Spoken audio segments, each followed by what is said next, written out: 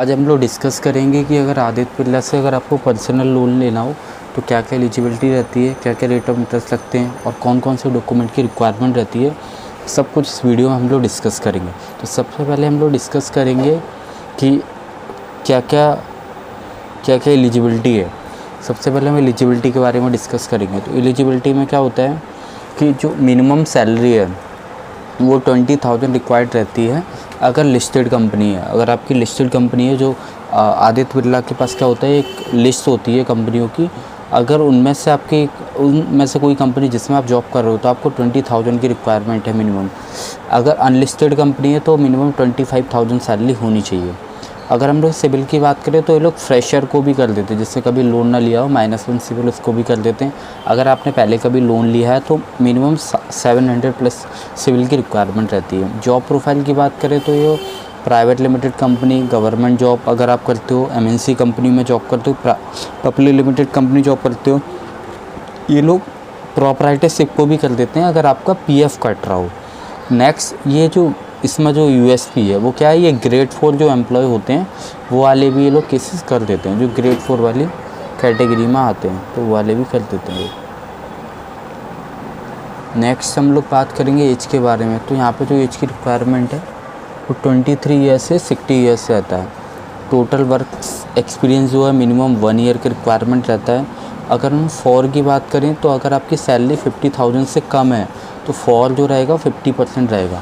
For को मैं थोड़ा क्लियर कर देता हूँ। फॉर क्या होता है? फॉर का मतलब होता है कि अगर आपकी सैलरी 50,000 रुपये है तो मैक्सिमम EMI जो बनेगी वो 25,000 रुपये की ही बनेगी।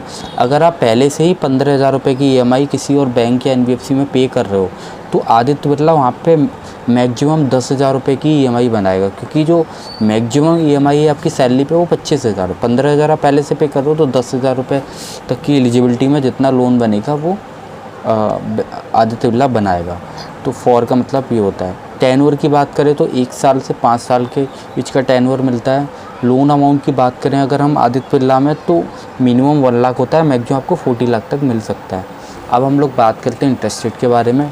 इंटरेस्ट रेट में जो ROI रहता है इनका 14% 24% रिड्यूसिंग रहता है, और प्रोसेसिंग फ़ीस की अगर हम बात करें तो वो अप टू 3% रहती है। नेक्स्ट हम लोग चार्जेस की बात करें।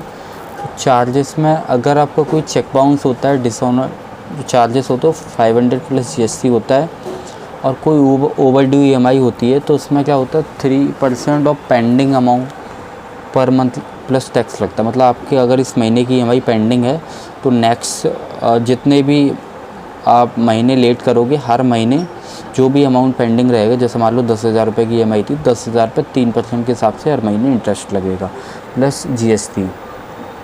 इसके बाद हम लोग नेक्स्ट बात करते हैं कि फॉर क्लोजर, अगर आपको लोन एक साथ अगर क्लोज करवाना हो तो उसमें क्या होता है, तो उसमें ये लोग क्या करते हैं कि आपका जो प्रिंसिपल अमाउंट है उस पर 4% चार्जेस लगाते हैं और GST।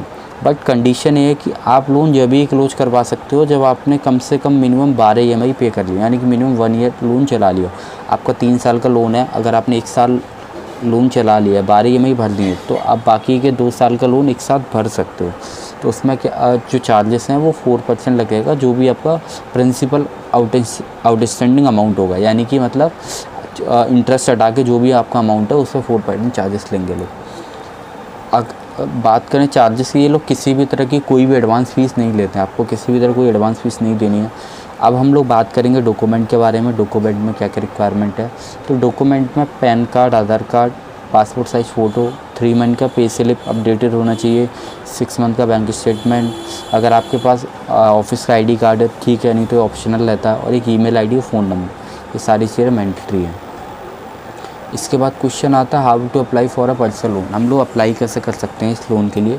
तो उसके क्या है कि आप हमारी टीम से कांटेक्ट कर सकते हो, हम लोग आपके बिहाफ पे आदित्य बिरला से कांटेक्ट करेंगे और आपके लोन को अप्रूव करवाने में आपकी हेल्प करेंगे। सेकंड, आप क्या कर सकते हो, आप आदित्य बिरला की वेबसाइट पे जाके विजिट कर सकते हो।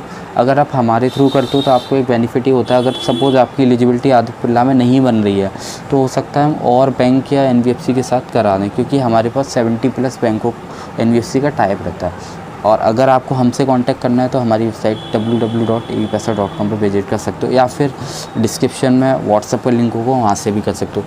अगर आप एज DSA 1 करके अर्न करना चाहते हो तब भी आप एज हमसे कांटेक्ट कर सकते हो। हम लोग DSA को काफ़ी अच्छा पे आउट देते हैं, ठीक है। बाकी अगर आपके मन में कोई क्वेश्चन है तो आप कमेंट कर दीजिएगा, और वीडियो देखने के लिए आपका बहुत बहुत धन्यवाद।